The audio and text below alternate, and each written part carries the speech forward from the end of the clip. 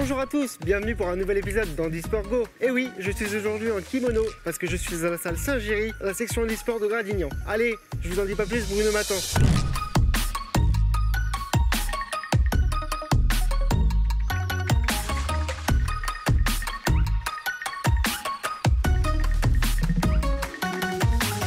Je suis avec Milan Dou, conseiller départemental à l'APF, qui aussi est un judoka affirmé puisqu'il est ceinture noire deuxième dan. Salut Milan. Salut Tanguy. Milan, est-ce que tu pourrais me parler un peu de ce que le judo t'a apporté, de tes valeurs, de ton niveau et comment tu es arrivé là? Moi je suis arrivé dans le judo parce que j'ai un handicap moteur, je suis IMC et de fait de ma pathologie je chutais beaucoup à l'école et ma mère cherchait non seulement un sport pour essayer de me donner un meilleur équilibre mais aussi quelque chose qui finalement me permette, parce que de par les soins qui étaient les miens, j'étais beaucoup enfermé, on va dire, même si c'est pas le terme, mais inclus dans le milieu médical, en famille, etc. Donc chercher à la fois un moyen de me faire gagner en équilibre, en autonomie et aussi bien sûr de m'ouvrir vers l'extérieur. On a trouvé le judo qui m'a apporté tout ça et plus encore. Et aujourd'hui, c'est vrai que je suis ceinture noire deuxième dan. J'enseigne moi-même et voilà. Et donc, Ça t'a apporté des valeurs aussi, j'imagine, au niveau du respect et au niveau de la rigueur. Alors je vais peut-être te surprendre, je considère que ce que ça m'a apporté le plus, c'est en termes de connaissance de moi-même. Tu sais, souvent quand on parle de handicap et quand on vit le handicap, on a une présomption d'incompétence. Et ça finit par, ce regard des autres, finit par avoir des conséquences sur soi-même, où on finit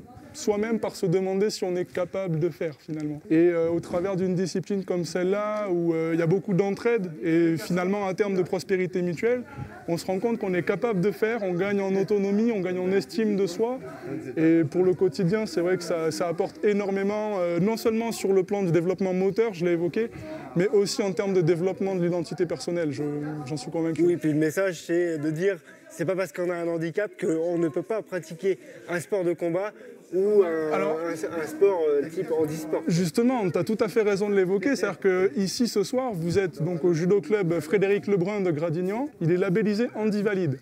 Du label Handivalide pour une pratique sportive partagée qui a été créé par le comité départemental olympique et sportif. Et ce label-là a vocation à mettre en avant la pratique sportive en mixité. L'objectif de la pratique sportive en mixité, c'est la sensibilisation au handicap, justement pour ce que j'évoquais tout à l'heure, c'est-à-dire faire évoluer le regard.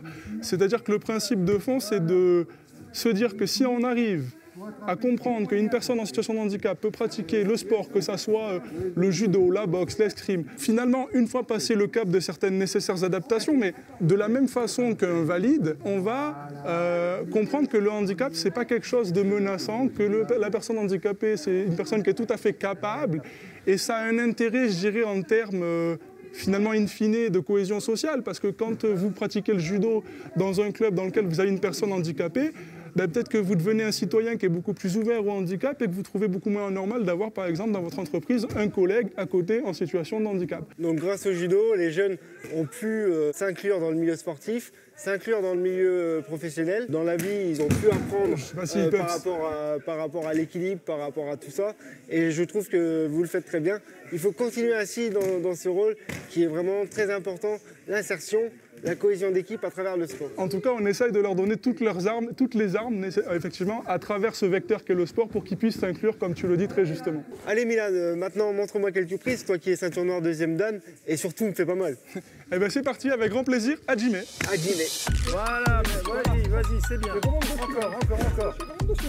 Le lâche pas. Voilà. Allez, vous me le retournez. Allez, te laisse pas faire. Allonge-toi. Oh là là. Est-ce que j'ai dit ton avis? Ah, ils sont violents au judo,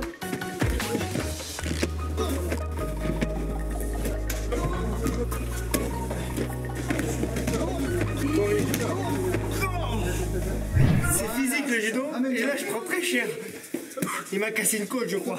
Je suis avec Émilie, directrice technique et enseignante du judo club Frédéric Lebrun. Salut Émilie. Salut Tanguy. Est-ce que Émilie, tu pourrais me parler un peu des valeurs donc, de ce club? C'est un club qu'on a monté avec une petite poignée de parents justement, sur des valeurs de partage, des valeurs de solidarité, d'entraide. Et c'est des très bonnes valeurs et il faut continuer ainsi. Toi, qu'est-ce que ça t'a apporté en tant que directrice technique, la venue d'une section handisport? Je trouve que ça va dans le sens de ce qu'on a créé depuis 15 ans, développer une nouvelle discipline et surtout un nouveau public. Le judo, c'est plus qu'une discipline sportive. C'est une recherche sur soi. La section handisport permet cet échange aussi avec les plus jeunes, de montrer la différence aussi aux jeunes. On a une recherche de bien-être. Une recherche de bien-être et ça c'est Voilà. très important au sein du judo.